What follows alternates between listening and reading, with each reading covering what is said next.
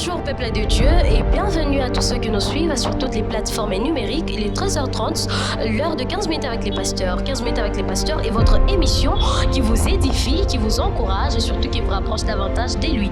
Installez-vous, partagez les directs et surtout que le Seigneur vous bénisse à travers cette émission. Voilà, comme je l'ai annoncé tout à l'heure, nous sommes dimanche.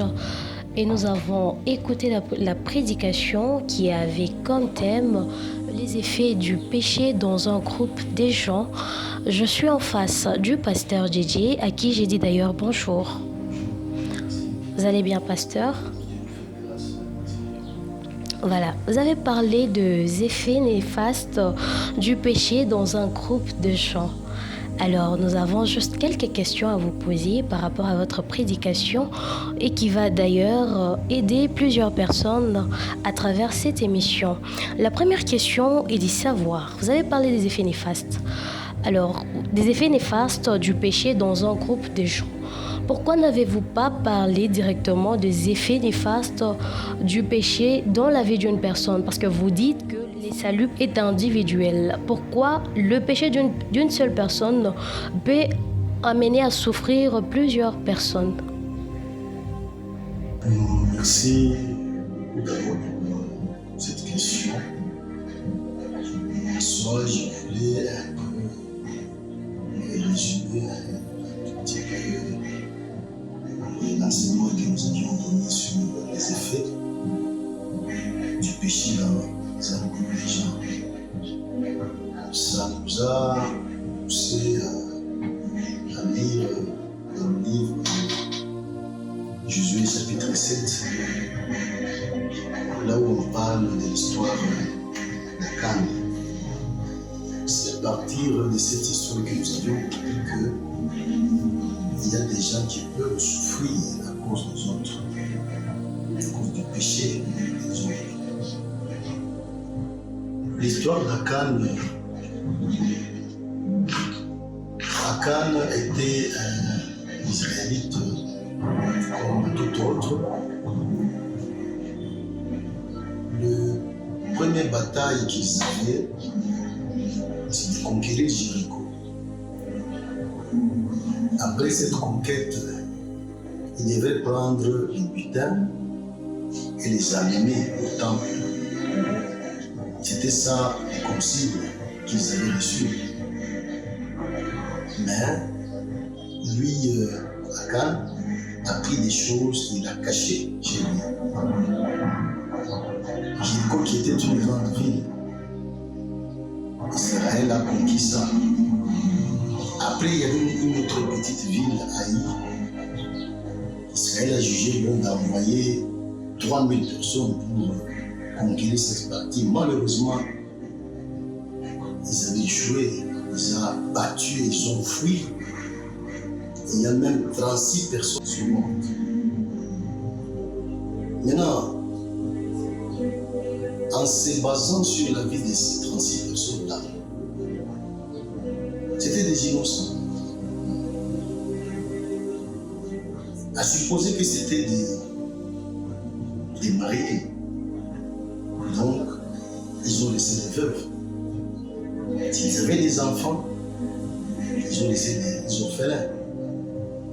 Israël tout entier a souffert à cause d'une seule personne. En faisant des recherches dans l'histoire, on a compris que après la sortie de l'Égypte, Israël, la Bible a précisé 600 000 hommes de pied, mais il y avait des vieillards, il y avait des enfants, il y avait des femmes. Alors l'histoire a donné environ 3 millions de personnes. 2,5 millions ou bien 3 millions de personnes. Donc Dieu a abandonné Israël tout entier à cause du péché d'une seule personne, du péché d'une seule personne plutôt. Akan. Et à cause de lui, 36 personnes sont mortes. À cause de lui, 36 veuves sont restées. À cause de lui, probablement, il y a eu même des orphelins. Ces gens-là ont souffert. Ils ont souffert à cause de qui?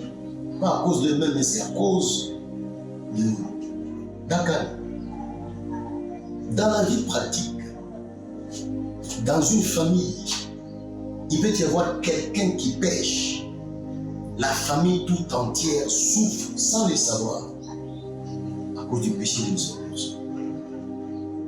Vous savez, même dans la vie quotidienne ici, prenons dans un couple des histoires que nous vivons, vous et moi ici. Le mari est au boulot. La femme à la maison fait entrer dans sa maison un amant. Elle fait l'adultère avec cet amant. La plupart des cas, le mari là où il est peut avoir un accident. Mais dans la vie pratique, on sait voir ça. Maintenant, dans le camp de l'ennemi, dans le camp du diable, il sait très bien que lorsqu'il y a un péché dans la vie de quelqu'un, ce péché-là peut entraîner l'abandon des autres. Une seule personne a fait que Dieu puisse abandonner tout Israël. Lorsque Josué a pleuré devant Dieu après la chute, devant Haïf, Dieu lui a dit, pourquoi tu pleures? Il n'a pas dit, il y a quelqu'un parmi vous qui a péché. Dieu n'a pas dit ça. Dieu a dit, Israël a péché. Donc Israël là, c'est environ 3 millions de personnes. À cause du péché d'une seule personne, Dieu peut abandonner tout un groupe. Voilà pourquoi il ne faut jamais tolérer quelqu'un qui vit dans le péché. Vous le savez, il est dans votre groupe. Il fera ce que Dieu puisse vous abandonner vous autres. Il a abandonné 3 millions de personnes pour abandonner même 10 personnes, 20 personnes, 200, 20 000 à cause du péché d'une seule personne. Il va abandonner sans problème. Il est dit dans la Bible, expulsez le méchant du milieu de vous. Il ne faudrait pas qu'il y ait quelqu'un qui vit dans le péché, qui pratique le péché et qui est avec vous là. C'est un peu la synthèse. Mais, pasteur, comment se fait-il que, voilà, c'était même ma question, comment se fait-il qu'une seule personne, à cause d'une seule personne qui est Dieu, peut abandonner tout un monde? Par exemple, vous avez dit, vous-même dans votre prédication, disons que le salut est individuel. Mais comment se fait-il que, à cause d'une seule personne, que Dieu abandonne tout un monde? Ok. Vous savez, un groupe devant Dieu fait un. L'Église que Christ a laissée est constituée de tous les chrétiens du monde entier. Maintenant, dans la préscience de Dieu, dans sa sainteté, il ne veut pas qu'il y ait quelqu'un avec la saleté. Je vais vous donner un exemple. Vous avez quelqu'un qui est là, il est habillé en blanc, des costumes blancs, il est habillé tout en blanc là. Il y a seulement une tache ici, des excréments par exemple. Mais c'est seulement ici, seulement. Pourquoi il va tout changer à cause de ça? Pourquoi il va refuser d'aller marcher? Mais c'est seulement ici. Il pouvait se dire, bon, d'après tout, je peux marcher. C'est seulement ici. Mais pourquoi est-ce qu'il va? Parce que c'est blanc. C'est quelque chose. Montre qu'il est sale. La saleté est constatée dans son habillement. Il est dit aussi, un peu de levain fait lever toute la pâte. Si vous laissez quelqu'un au milieu de vous qui a le péché, il va contaminer les autres. Dans le plan de Dieu, il ne faudrait pas qu'il y ait quelqu'un avec le péché dans le groupe. Et on dirait que dans le souci de Dieu était que les chrétiens puissent être on peut dire des sentinelles. Ils se contrôlent. Tu vois quelqu'un qui vit dans le péché, tu l'empêches de pécher parce que s'il pêche, il va chasser Dieu au milieu de nous. Donc lorsque Dieu nous a donné l'histoire d'Akan, c'est pour nous dire que vous êtes dans un groupe. Si quelqu'un pêche parmi vous, Dieu peut vous abandonner vous tous. Dans ce cas, surveillez-vous de sorte que vous ne puissiez pas pécher. Vous ne puissiez pas vous priver de la grâce. Ok, pasteur, je vous ai entendu, vous avez parlé du péché. Mais pourriez-vous nous expliquer qu'est-ce qu'est le péché en soi? Qu'est-ce qu'est le péché? Le péché, comme nous le savons, c'est la transgression de la loi de Dieu. D'après la définition, c'est aller à l'encontre de la volonté de Dieu. La volonté de Dieu, comme vous le savez, elle est dans les deux sens.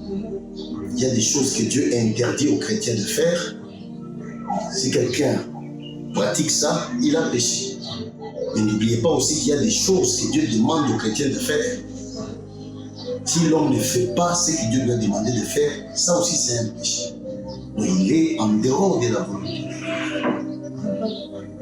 Mais n'allez pas dans l'idée de ceux-là qui pensent que lorsqu'on est chrétien, on n'a pas de péché.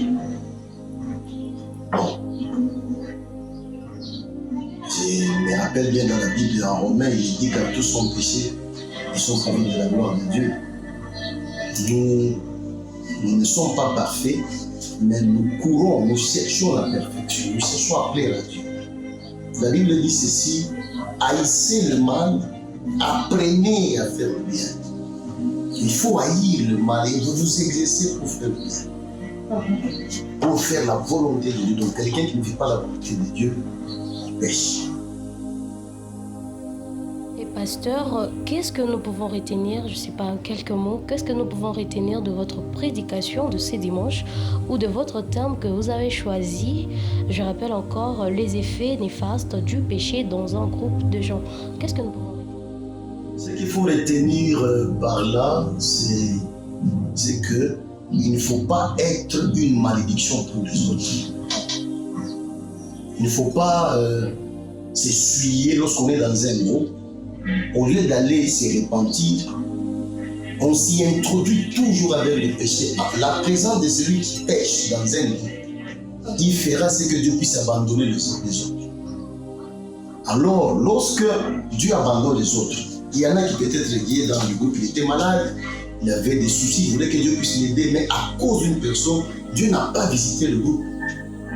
Les pleurs de celui qui est là-dedans vont tomber sur celui qui a empêché Dieu d'approcher ce groupe-là. Donc ce qu'il faut savoir, il faut être une bénédiction pour les autres et non une malédiction. Donc il ne faut pas vivre dans une vie de péché lorsqu'on est dans un groupe. On risque d'empêcher Dieu de visiter ce groupe-là. Et par conséquent, lorsqu'on empêche Dieu de visiter le groupe, il y aura des gens qui vont pleurer là-dedans.